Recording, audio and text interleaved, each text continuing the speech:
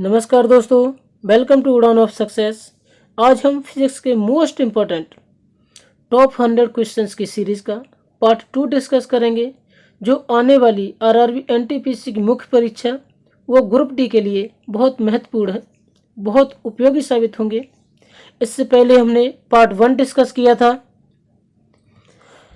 अगर आपने अभी तक हमारे चैनल को सब्सक्राइब नहीं किया है तो please subscribe the channel and press the bell icon, और इस वीडियो को अपने दोस्तों में शेयर करना ना भूलें, जिससे उन्हें भी इस वीडियो का ज़्यादा से ज़्यादा लाभ मिल सके। तो देखते हैं फर्स्ट क्वेश्चन क्या कह रहा है। आकाश किस कारण से नीला होता है?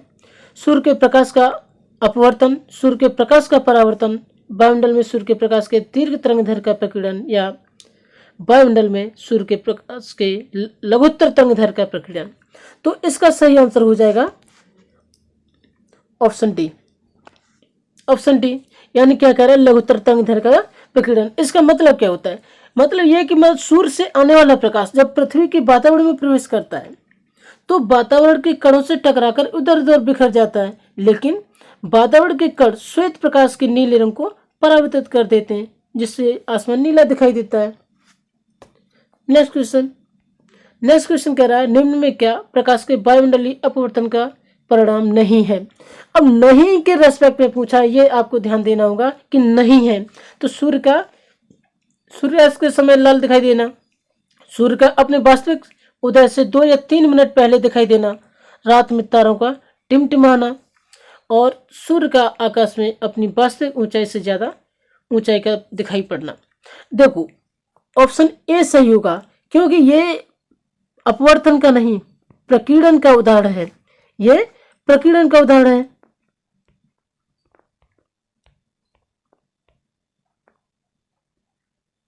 ये प्रकीर्णन का उदाहरण है, क्योंकि इसमें होता क्या है, सूर्य का प्रकाश वायुमंडल में प्रवेश करता है तो धूल और मिट्टी के कणों से टकराकर चारों तरफ फैल जाता है, लेकिन लाल रंग की वेवलेंथ अधिक होती है, यानी तरंगदैर्घ्य अधिक होती है, तो इसलिए लाल रंग ही दिखाई देता है इसमें।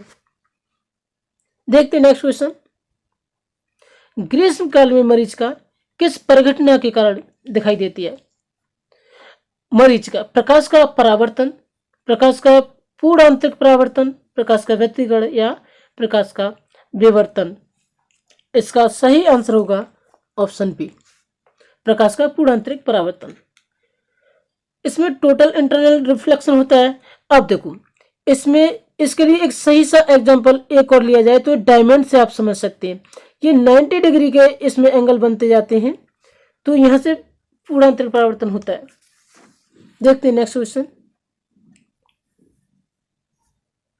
दूध को मथने का क्रीम अलग हो जाती है, मथने पर क्रीम अलग हो जाती है, इसका कारण है। कारण क्या है? अपकेंद्री बल यानी सेंट्रीपिटल फोर्स, गुरुत्वीय बल, अपकेंद्री बल, या घर्षण बल। तो इसका सही आंसर क्या होगा? इसका सही आंसर होगा ऑप्शन सी। ऑप्शन सी, अपकेंद्री बल यानी सेंट्रीफ्यूगल फोर्स। अब इसे समझने से पहले ऑप्शन ए को समझें, यानी सेंट्रीपिटल फोर्स क्या होता है, तभी सेंट्रीफ्यूगल फोर्स समझ में आएगा। सेंट्रीपिटल फोर्स क्या होता है? जब किसी वृत्ताकार मार्ग पर चलती वस्तु के केंद्र की ओर लगने वाले बल जो होता है ना, जैसे कोई एक केंद्र है, अब इसके आसपास जो वस्तु लग रही है, चल रही है, अब इसमें जो केंद्र की तरफ बल लग रहा है, जो फोर्स केंद्र की ओर लग रहा है, इसे कहते हैं सेंट्रीपिटल फोर्स। सेंट्रीपिटल फोर्स कहते हैं।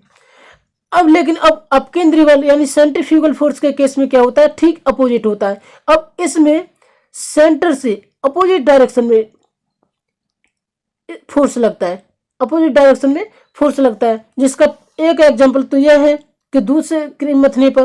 और दूसरा एग्जांपल होता है, वॉशिंग मशीन देखी होगी आपने, वॉशिंग मशीन। अब वॉशिंग मशीन देखी होगी आपने, तो उसमें कैसे ऐसे बाहर की तरफ फोर्स लगता है, केंद्र से बाहर की तरफ। आपने देखा होगा मशीन में कि कपड़े बाहर की तरफ ऐसे घूमते रहते हैं, ऐसे ऐसे। तो यहां से फोर्स कैसे लगता है? सेंटर से अपोजिट डायरेक्शन में, और यही होता है सेंट्रीफ्यूगल फोर्स, अपोजिट डायरेक्शन में लगने वाला फोर्स। देखते हैं नेक्स्ट क्वेश्चन। किसी चट्टान के किनारे पर खड़ा एक आदमी एक पत्थर को किसी गति से सीधा ऊपर की ओर फेंकता है, फिर वह एक अन्य पत्थर को उसी गति से नीचे की ओर फेंकता है, उन दोनों पत्थरों की गति का अनुपात क्या होगा? 1:2, 1:1, 1:4 या दी गई जानकारी से ज्ञात नहीं कर सकते। तो इसका सही आंसर होगा ऑप्शन बी। ऑप्शन बी यानी 1:1, क्योंकि देखो ग्रेविटी फोर्स जो है दोनों का इक्वल रहेगा, इनका खुद का वैल्यू जो है, स्पीड है, वेलोसिटी है, वो शून्य रहेगा। तो क्या होगा? ग्रेविटेशनल फोर्स दोनों का इक्वल होगा, तो दोनों समान स्पीड से चलेंगे, तो क्या हो जाएगा? 1:1। नेक्स्ट क्वेश्चन, पेंडुलम को चंद्रमा पर ले जाने पर उसकी समय अवधि बढ़ेगी, घटेगी, उतनी ही रहेगी या शून्य हो जाएगी? तो देखो इसका ऑप्शन होगा, सही ऑप्शन होगा ऑप्शन ए, यानी बढ़ेगी। क्यों बढ़ेगी? क्योंकि देखो अब यहां से आपको समझना होगा, ये इसका फॉर्मूला होता है कि T = 2π √L/G, यानी यहां से इससे हम कह सकते हैं, इसका मतलब क्या होगा? इसका मतलब ये हो गया कि T direct proportional to L/G √L/G, यानी L बढ़ेगा तो T बढ़ेगा, यानी यहां से क्या होगा? जब G बढ़ेगा तो T कम होगा, और G घटेगा तो T बढ़ेगा। तो यहां से हम कह सकते हैं कि पृथ्वी तल से ऊपर या नीचे ले जाने पर लोलक घड़ी का आवर्तकाल बढ़ जाता है, आवर्तकाल बढ़ेगा, यानी समय अवधि वही तो पूछा है, तो आवर्तकाल बढ़ेगा। लेकिन घड़ी सुस्त हो जाएगी जब आवर्तकाल बढ़ेगा। अब ये बताओ, पहले इसमें जितना टाइम लग रहा था एक राउंड लगाने में, उससे ज्यादा टाइम लगेगा, तो ये स्लो हो जाएगी ना। तो इसका मतलब ये होगा कि घड़ी को, लोलक घड़ी को पृथ्वी तल से ऊपर ले जाओ या नीचे ले जाओ, कहीं पे भी ले जाने पर घड़ी सुस्त हो जाती है, यानी उसका आवर्तकाल बढ़ जाता है। देखते हैं नेक्स्ट क्वेश्चन, निम्नलिखित में से केवल अदिश राशि चुनिए। संवेग, मोमेंटम, ऊर्जा, एनर्जी, बल, फोर्स, आगो, टॉर्क। तो इसमें सही आंसर क्या होगा बताइए? सेकंड ऑप्शन, यानी ऊर्जा। अब देखो वेक्टर क्वांटिटी यानी सदिश राशियां कौन सी होती हैं? जिनमें परिमाण और दिशा दोनों की आवश्यकता होती है, वो वेक्टर क्वांटिटी होती है, यानी सदिश राशियां होती हैं। देखते हैं नेक्स्ट क्वेश्चन, विद्युत चालकता की यूनिट क्या है? विद्युत चालकता की यूनिट क्या है? ओम, क्यू, ओम। देखो इसमें ना कुछ गलत दे दिया है। अब देखो यहां से आप ऐसे समझो, इसका साइन क्या होता है? ओम। तो इसका आंसर ऑप्शन सी हो जाएगा। इसमें MHO ऐसे लिखा जाता है, तो ये कुछ टाइपिंग एरर हो गई है, तो इसका सही आंसर होगा ओम। नेक्स्ट क्वेश्चन, गुरुत्वाकर्षण नियम की परिभाषा किसने दी थी? न्यूटन, आर्किमिडीज, फेराडे या गैलीलियो? तो न्यूटन ने अपनी बुक प्रिंसिपिया में गुरुत्वाकर्षण नियम की परिभाषा दी थी। नेक्स्ट क्वेश्चन, चावल पकाना कठिन होता है समुद्र तल पर, पर्वत के शिखर पर, खदान के नीचे या कहीं भी एक जैसा? देखो कहीं भी एक जैसा तो नहीं होगा। देखो इसका सही आंसर क्या होगा? पर्वत शिखर पर। अब पर्वत शिखर पर क्यों होगा? क्योंकि जब हम पृथ्वी तल से ऊपर जाते हैं, यानी पृथ्वी तल से ऊपर जाएंगे तो वायुदाब कम होगा, वायुमंडलीय दाब घटने लगेगा। जब वायुमंडलीय दाब घटेगा तो वायुदाब कम होने से क्या होगा? जो क्वथनांक है, पानी का क्वथनांक यानी बॉइलिंग पॉइंट जो है, पानी का बॉइलिंग पॉइंट कम हो जाएगा। और पानी का बॉइलिंग पॉइंट कम होगा तो वो 100 डिग्री सेल्सियस से कम पर, यानी इससे कम टेम्परेचर पर ही पानी उबलने लगेगा। पानी, लेकिन चावल को तो उतनी ही ऊष्मा चाहिए जितने में वो पकता है, तो उसे पर्याप्त ऊष्मा नहीं मिलने के कारण वो पकाने में कठिनाई होती है। देखते हैं नेक्स्ट क्वेश्चन, गुरुत्व की क्रिया के अंतर्गत मुक्त रूप से गिर रही वस्तु का भार अधिकतम होता है, न्यूनतम होता है, शून्य होता है या परावर्तित होता है? अब देखो जैसे आपको पहले एक एग्जांपल से समझाते हैं। जब एक लिफ्ट ऊपर जा रही होती है तब अचानक से इसकी डोरी टूट जाए तो ये एक मुक्त पिंड की भांति नीचे गिरती है। मुक्त पिंड की भांति नीचे गिरती है, यानी इसका वेट क्या होता है, 0, इसका भार शून्य हो जाता है। तो वही पूछा है, गुरुत्व क्रिया के अंतर्गत मुक्त रूप से गिर रही वस्तु का भार कैसा होगा, बताओ। ऑप्शन सी, शून्य हो जाएगा। देखते हैं नेक्स्ट क्वेश्चन। नेक्स्ट क्वेश्चन कह रहा है, विद्युत धारा से लगी आग को बुझाने के लिए जल का प्रयोग नहीं किया जा सकता, क्योंकि उससे जल अपघटन हो सकता है, उससे विद्युत अपघटन हो सकता है, उससे तारों में खराबी आ सकती है, या उससे इलेक्ट्रिक्यूशन हो सकता है। तो ऑप्शन डी सही हो जाएगा, उससे इलेक्ट्रिक्यूशन हो सकता है। होगा क्या कि जब हम पानी डालेंगे विद्युत से, जब बिजली से आग लगेगी उसमें पानी डालेंगे, तो देखो वाटर में भी तो मॉलिक्यूल्स होते हैं, अब ये इलेक्ट्रॉन्स को ट्रांसफर करेंगे, मूव करेंगे इसमें, तो क्या होगा, इलेक्ट्रिक्यूशन हो जाएगा। तो इसलिए हम पानी से इससे नहीं बुझा सकते। यानी पानी क्या होता है, विद्युत का सुचालक होता है, विद्युत का सुचालक होता है, यानी कंडक्टर होता है। देखते हैं नेक्स्ट क्वेश्चन। पैराशूट धीरे धीरे नीचे आता है, जबकि उसी ऊंचाई से फेंका गया पत्थर तेजी से गिरता है, क्योंकि पैराशूट में विशेष तंत्रों की व्यवस्था है। पत्थर पैराशूट से भारी है, ऐसा कुछ भी नहीं है, ऐसा कुछ नहीं बोला गया। पैराशूट के पृष्ठ का क्षेत्रफल ज्यादा है, अतः वायु का प्रतिरोध अधिक है, या इनमें से कोई नहीं। तो ऑप्शन सी सही होगा, क्योंकि पृष्ठ का क्षेत्रफल ज्यादा है।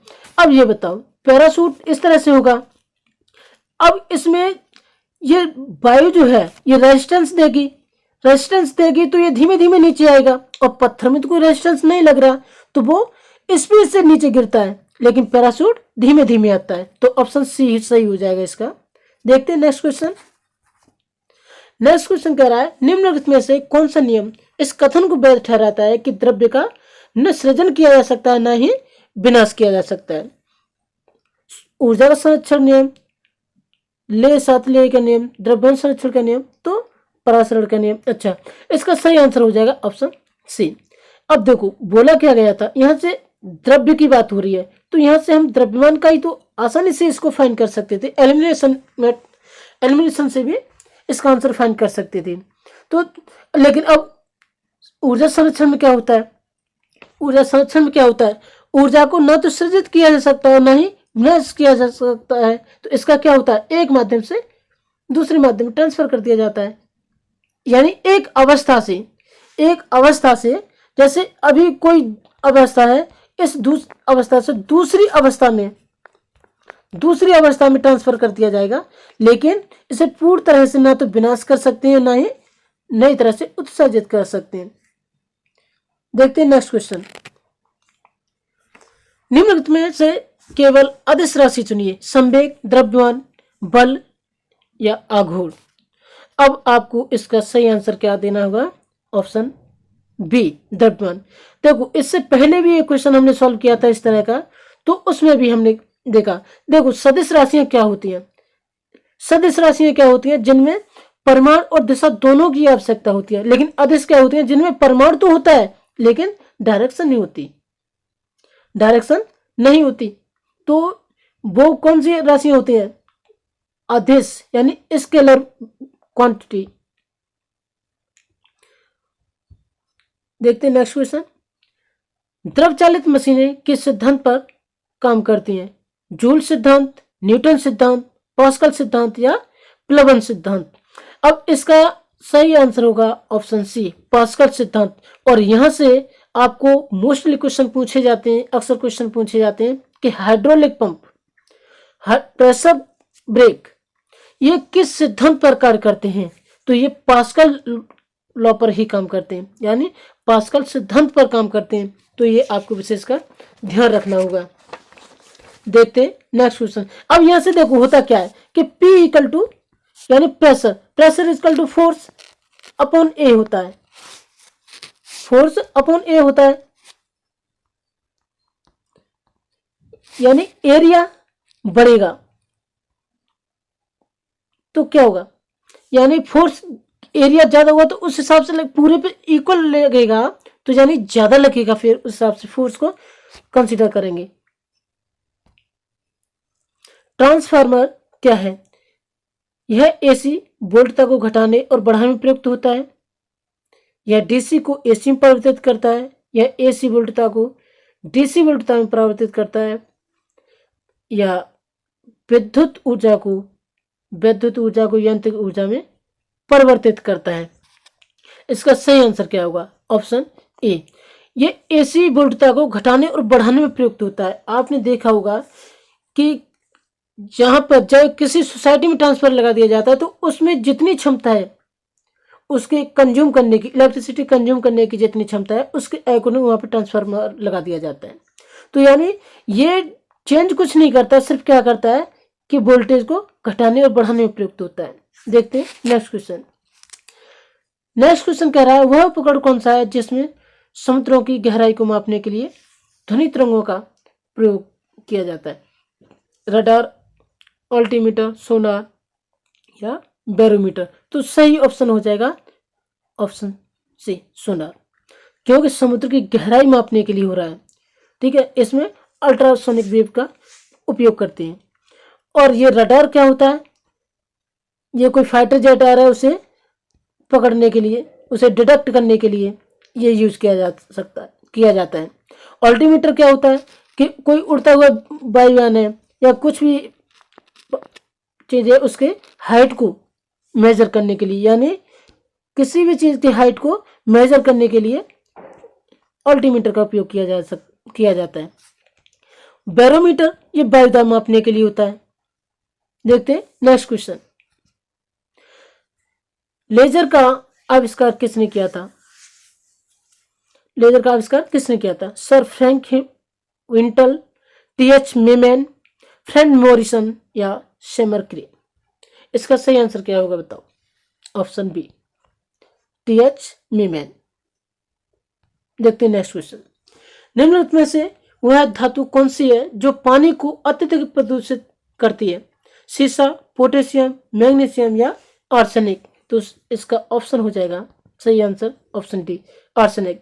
तो यहाँ तक हमने टॉप 20 क्वेश्चन को देखा, लेकिन इन्हें डिटेल में डिस्कस किया। जो हमने नंबर में तो 20 थे, लेकिन लगभग 70 से 80 क्वेश्चन हमने इसमें सॉल्व कर लिए होंगे। अगर आपको हमारा वीडियो अच्छा लगा तो प्लीज़ लाइक और सब्सक्राइब करें और अपने दोस्तों में शेयर करना ना भूलें।